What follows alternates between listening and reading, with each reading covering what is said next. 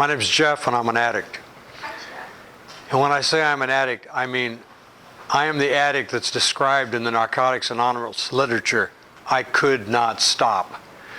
I started as a child. My first drug was alcohol. And I never saw my parents drunk. I saw them drink. They would have little cocktail parties with their friends from the church. And they'd have a couple of cocktails and then everybody'd go home, and nobody got drunk that I ever knew or noticed. But there would be the party to pick up after the next morning. And I would go around with my mom or my dad, my mom usually, and I'd be picking up the glasses and pouring off the alcohol into one glass and stacking up the empties. And eventually I'd wind up with like a tumbler of the remains of, several drinks, and I just drank it down. And I'd be drunk, and I didn't know it. I had no idea that I was under the influence, but there was a part of me that did. And from that day on, I was on the lookout for alcohol in any form in my folks' house or somebody else's house, and I would try to get a drink. And I was a kid, so I didn't drink every day, but every time I could get my hands on it, I got a drink. And my using was like that from that day forward. I never had a mature attitude and associated with people in a party atmosphere and had discussions and things like that. I wanted to get high. I wanted to get loaded. And I started when I was 8 or 9, and I continued to drink. And as soon as bennies came my way, I took them. And as soon as marijuana came my way, I smoked it. And by the time I was in high school, it was inconvenient to live in my parents' house because they weren't going to have that. It was their way or the highway. And I had other siblings. So, of course, I did the right thing. I moved out, and I became homeless at that age. I continued to go to school. I was hooked on barbiturates by the time I was 15, I guess. And I'd be, sell my little drugs at school. And I'd live in empty houses or fields or whatever, I'd be homeless or in an empty houses, and I lived and interacted with other people like myself, whose addiction was growing within them. And it was the 60s, so everybody was getting high, and I fit right in. But of course, the other people kind of grew up and moved on, and I didn't. I just went to the next party. And I was the guy that would go to the party and stay at the party beyond the time the party be over, and I'd still be trying to stay there a couple of days later with, whoever was loaded enough until we'd get thrown out. And I remember at a certain point, I started to try to work and continue to use, and I would work a little bit, and maybe I'd have a job for 30 days or 60 days. And I would try to just drink and get high on the weekends. But the weekends grew. The weekends became not just Saturday and Sunday, it was Friday. And then it would start on Thursday. And then it would start on Wednesday. And then eventually I would drink and use every day. So I never had jobs that were really going to interfere with my using. And I never had relationships that would interfere with my using. And I would find a person like myself, a woman that we didn't want somebody questioning whether we were going to get loaded or not. We were going to help each other find ways to get loaded. And that was just how I rolled. So I was always in a relationship with another addict, another using addict. And that was part of my using pattern, And that continued on, and it became impossible to work because of the level my using had gone to. So I started to deal a little bit. And I didn't have the big bag. I had the little bag, and I didn't draw a lot of heat, and I would get, committed customers. And I went on that way, I would use, and sell, a little bit, and I kept myself loaded, and that went on okay. But eventually, I'd get a little heat up, and I'd have to do a geographic. So I pretty much lived outside the bounds of society. I didn't get caught a lot. I didn't get caught bad anyway. I mean, I got caught a lot. I had developed a pattern of going to county jail for 30 days, 60 days, 90 days, repeatedly, over and over again. And I would get loaded, and that would put me in jail. And I would look for ways to get loaded in jail. I wouldn't always get loaded in jail, but I was always on the lookout for it. And when I'd get out, I would celebrate and get loaded and start a progression, and eventually I would go back to jail for getting loaded. And I had my drugs of choice, which were usually like wine, weed, and barbiturates. And that went on, and the problem with that was drinking wine and taking barbiturates, you were guaranteed you were going to wreck your car a lot, and you were going to go to jail often, and I did. And 30, 60 days, it wasn't too bad, 30, 60, 90, but being kind of a street person, by the time you got out after 90 days, 60 days or 90 days, all the trash had sort of washed down the gutter, so to speak. So, things would change, your set of friends had moved on, and you'd have to get in with the next, la, la, la. And then one day, I remember one of my friends got a year. And I thought, oh, a year, that's a long time. That'd really be inconvenient. The party'd be over for quite a while, for a year. And I thought, something has to happen. But the disease is such a great deceiver and such a cunning actor that it morphs. As soon as I said something had to change, it was within 24 hours that heroin came into my life. And I remember somebody giving me my first fix, and they used to cut it with quinine. And I remember I puked my guts out for about an hour, and after I was done puking my guts out, I was just good. And I understood why they call it fixed, because everything inside of me was fixed. I wasn't nervous, I wasn't scared, I didn't feel out of place. I felt great. And I mean, I wasn't even nodding with my chin on my chest. I just felt great for a certain amount of time.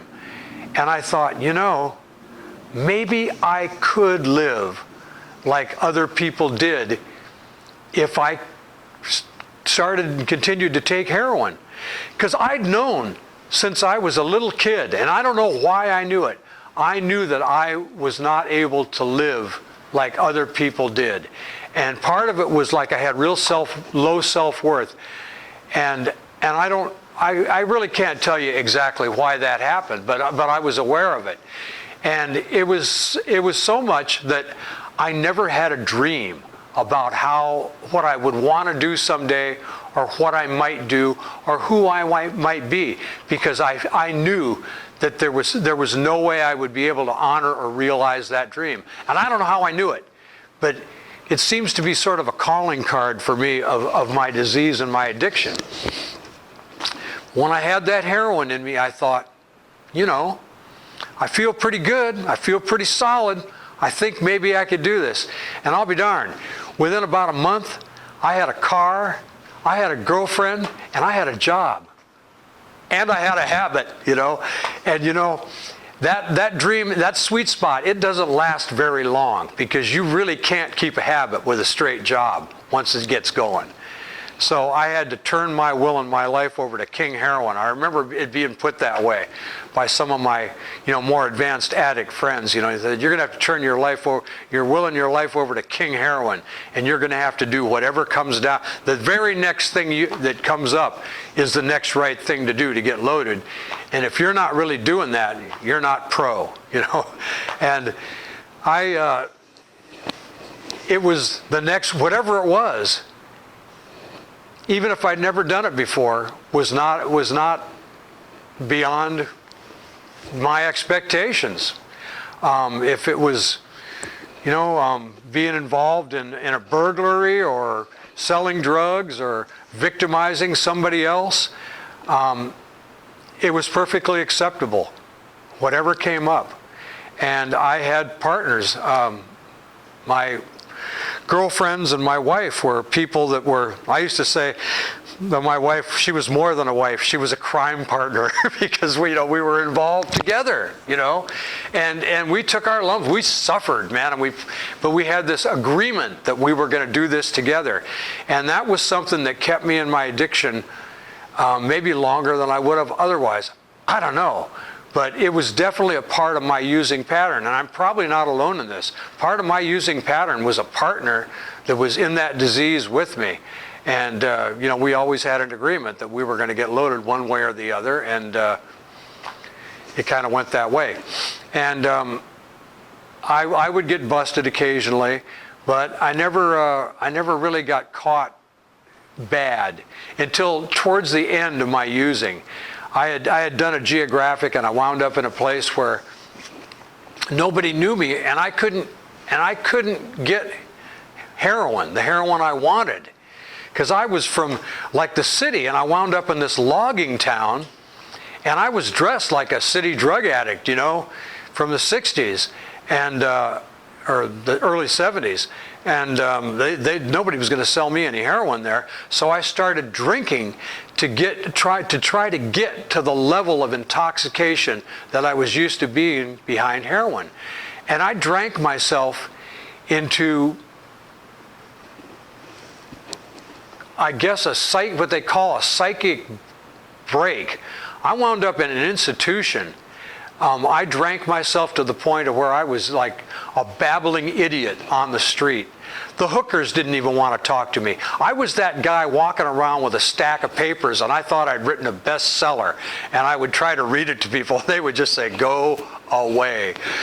But and I wound up in an institution, and I actually, at that point, I wanted to be in an institution.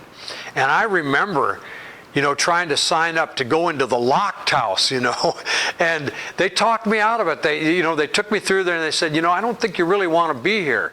And I was in there, and I recognized, even in my deluded state, and I was in a deluded state, that the people there were, maybe a little bit worse off from me. They were in a different la-la land than I was, although I was in la-la land, and I was and I hung out on like an outpatient basis in this institution for a good long time, 6 or 7 months. I just kept going there, and I never really quit using. But it was down. I got it down to. I really can't even remember what it was, but I know I was still using a little bit, but I wasn't really out there ripping and running anymore. But after I got out of there, and I won the trust of the people in that town, the criminal element, by my ridiculousness, I started to be able to get heroin again. And so I was off and running once again.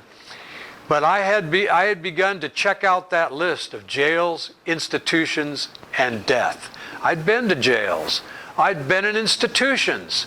And I've come to understand that, I was experiencing death because death doesn't always happen in an instant. There's the long death of using. When you start using and you're addicted, you've begun the process of dying because the disease has taken you apart, spiritually, mentally, and physically, one day at a time, one fix at a time, one pill at a time, one drink at a time. And I started, ringing up misses, and eventually I got myself in a situation where I did get busted. I got caught out pretty good. And it was just through a fluke that I didn't get a lot of time. In fact, I got sentenced to 5 to life, but they discredited the informant. And in the midst of that, of course, my connection had thought that, of course, that I gave him up. So I had to hide out from him for quite a while until it came out in the papers. But I was still hooked, and I started right up where I left off. My connection gave me a front because I was a golden boy, because I hadn't given him up, and I burned him, 3 times, and I'm pretty sure they were going to kill me. So I had to do something, and I got out of that town, and I wound up in a recovery house, and I wasn't there to recover. I was on the lam. And my former wife was going to meet me there because she had a connection at the next big town down the way. But it never happened. We never got back together because every time she got $20, she stuck it in her arm. And I stayed there. I was 3 days into a pretty bad kick by the time I got to this recovery house. And they said, then they knew that I was on the lam. And they said, yeah, you're one of us, obviously. And you can stay here if you do what we do. And they went to a Narcotics Anonymous meeting every day. And that was the outside meetings. They even had one in the place every day. And so, I had nowhere to go. I didn't even have luggage, so I just stayed there. And God gave me the light to see that I was the addict that they talked about. And I'd known for a long time that I couldn't stop. I knew I was hooked, but I didn't know about the disease. And I learned about the disease in this recovery house because they went to Narcotics Anonymous meetings.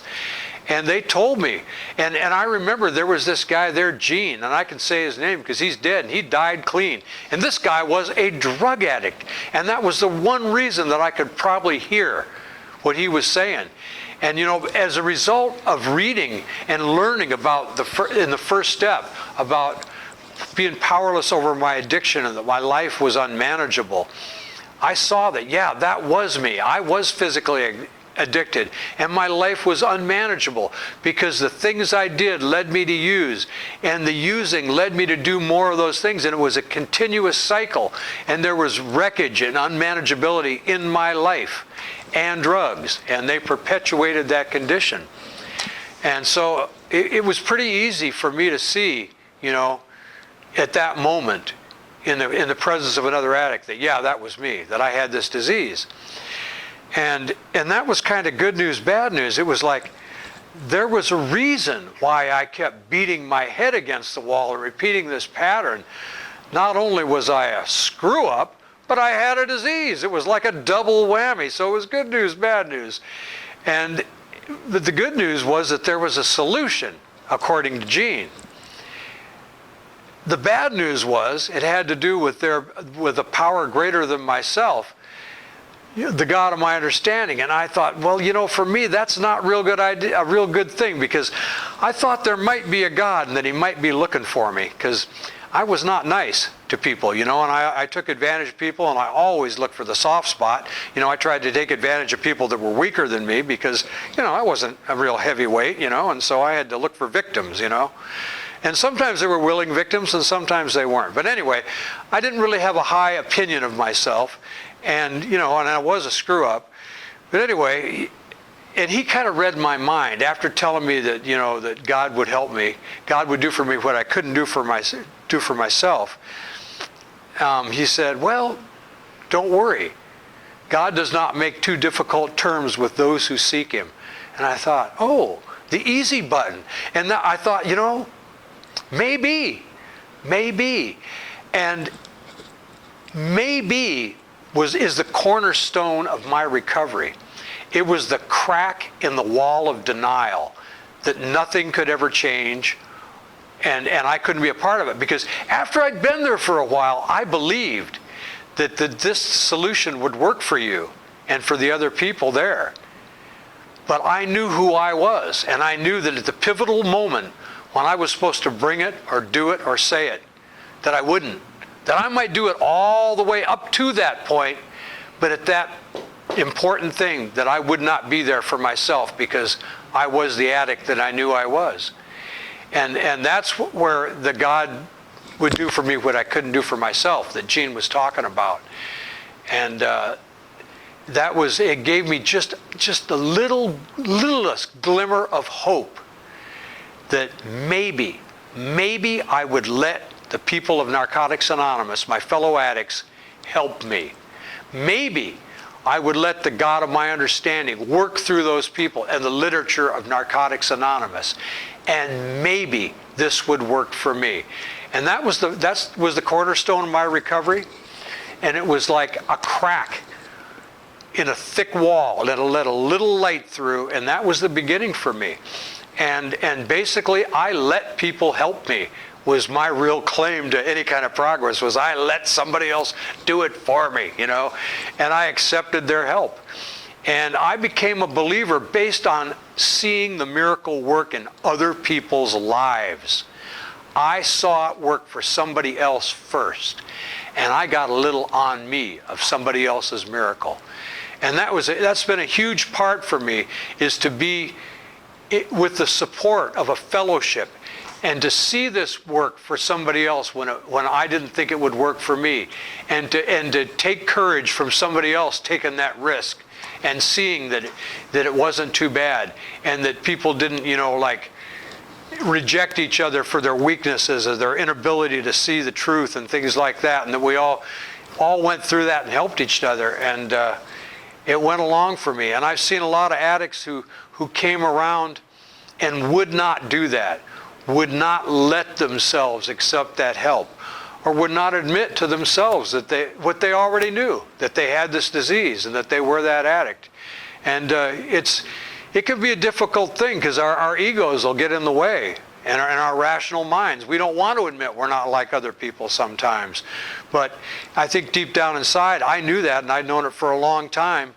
But then I found myself in the people who admitted it, that they were like me, and they took some hope, in this program. And I saw it working for other people, like I said. And there was also something else that I noticed.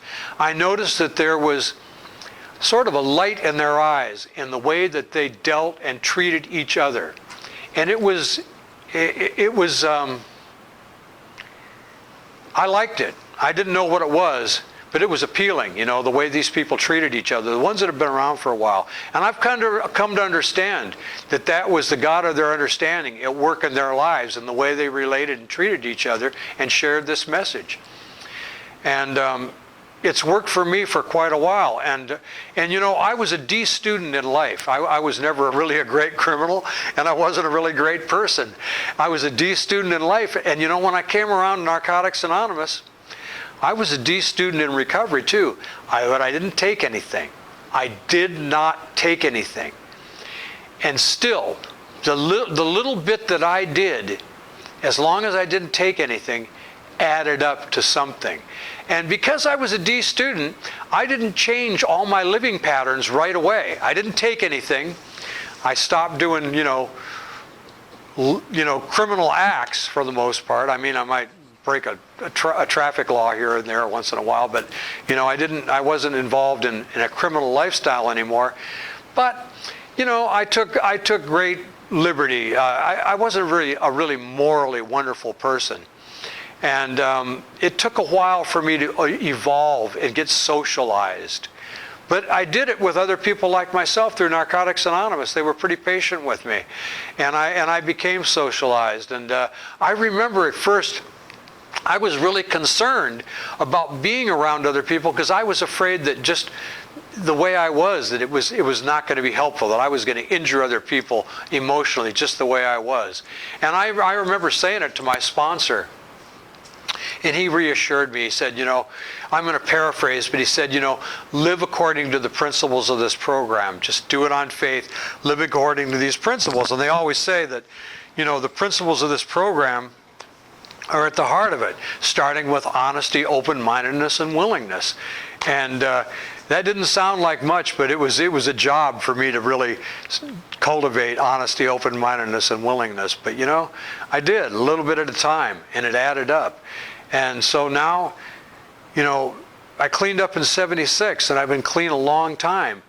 And I like to say, and I mean it, no one is more surprised than me, because I did not believe it was possible when I was using. I did not believe it was possible. I didn't understand a disease, but I understood the futility of trying to stop using, because I tried, to use different things and stop here and there. And I remember I would talk to people who they would take the oath or something that they weren't going to use or drink anymore, or they would get religion. And I would laugh at them with other addicts going, these fools, because we knew nothing was going to work for these people. That was a joke. Well, really what I knew was that nothing was going to work for me. And I put that on other people. And I don't have an opinion on other people.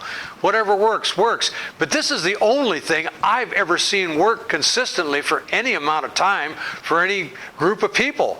Narcotics Anonymous. And we have some that fall off, but I have never seen anybody use who was actively working a step. I mean, people work steps and then sometimes they stop and they get loaded, but I've never seen anybody get loaded while they were working a step. So my experience is that Narcotics Anonymous works, and it works through letting other people help me. I'm not Moses. God doesn't usually speak to me in my ear. Usually he speaks to me through the literature and the people of Narcotics Anonymous. And so far, I've been able to get by. Win, lose, or draw, I would not trade this. For my best day using, I would not trade my worst day clean. And I've developed a different opinion about, good days and bad days, because, just miss one, But some of my most difficult times, it seems, have been the basis for a lot of my greatest growth in this program, because it's forced me to reach out and find the principles and apply them in my life, to get through difficulties. Because it's gone from being bad days to difficulties, and I've grown as a result of my difficulties. And when we share in the program, that says all they want to hear is like what we're willing to do about our problem and how they can help. It's part of the reading in the regular meetings. And that's where I get a lot, is when people talk about how they are compensating or coping with the difficulties in their program by applying the principles. It's really a wonderful thing. And we're not expected or asked to do this alone.